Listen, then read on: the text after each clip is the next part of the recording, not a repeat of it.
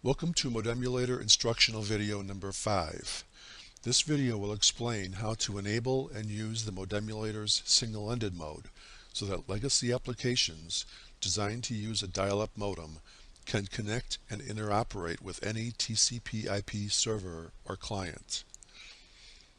The topics covered in this video are a brief review of normal peer-to-peer Modemulator operation, a description of Modemulator's single-ended operation, and an explanation of how to configure Modemulators for single-ended mode.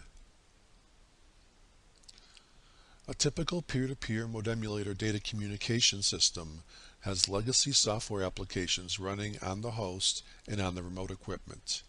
The legacy software was designed to use analog modems connecting over dial-up landline service, but the analog modems are replaced by modemulators that connect over a cellular private peer-to-peer network.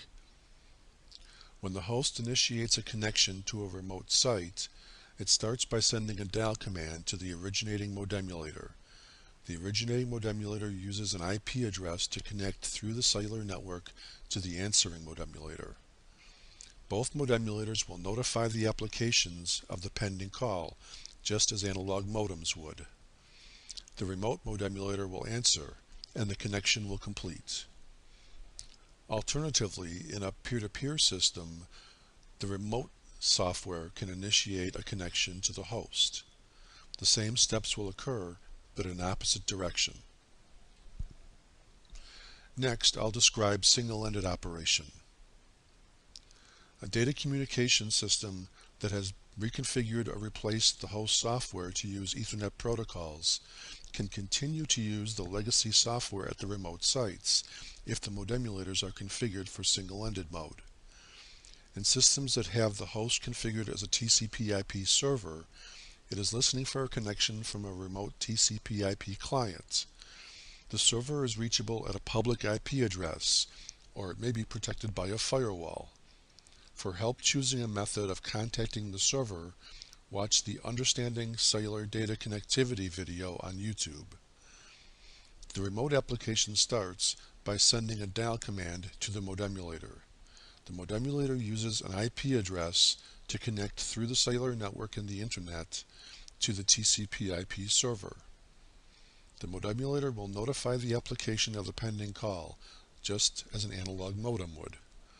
Then, if the server acknowledges the connection, the modemulator will notify the remote application that the connection is complete. In systems that have the host configured as a TCPIP client, it will initiate a connection to a remote modemulator. The modemulator is reachable at a public IP address, or it may be protected by a firewall. For help choosing a method of contacting the modemulator through a cellular network, watch the Understanding Cellular Data Connectivity video on YouTube. When the remote modemulator receives a connection from a TCPIP client, it will notify the application of the pending call, just as an analog modem would. The modemulator will then answer, and it will notify the application that the connection is complete. To enable single-ended mode, connect a terminal, like PuTTY, to the modemulator. If the modemulator will be originating connections to a TCPIP server, determine how the remote application will dial, either sending a simulated phone number or an IP address to the modemulator. For help choosing a dialing method, watch the Modemulator instructional video number 2 on YouTube. If the application will send a simulated phone number to the modemulator, use the brace Y command to put the phone number, port number, and IP address of the TCPIP server into the dialing directory of the originating modemulator.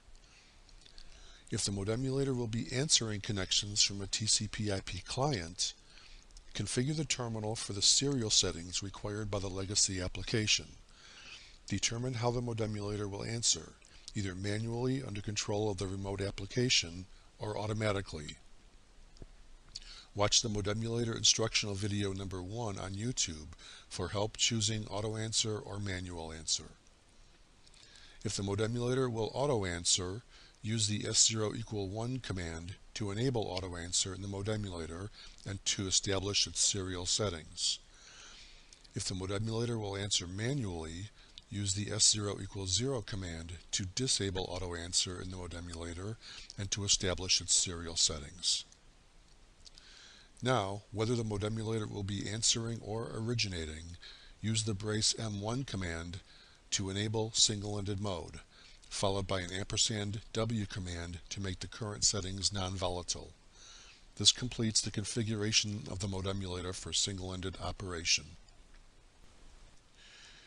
In this video, I've explained that single-ended operation connects the Modemulator directly to a TCPIP server or client while maintaining the remote legacy application, and that in order to answer a connection, the host or the remote Modemulator must be at a routable IP address, either public or private with VPN access. And I've shown how to configure the Modemulator to originate or answer in single-ended mode. For more details about any Modemulator commands, see the Command Reference chapter in the Modemulator User Guide, which can be downloaded from these USR support pages. I hope this video was helpful for understanding how to enable and use single-ended mode. Thank you for watching, and thank you for choosing USR.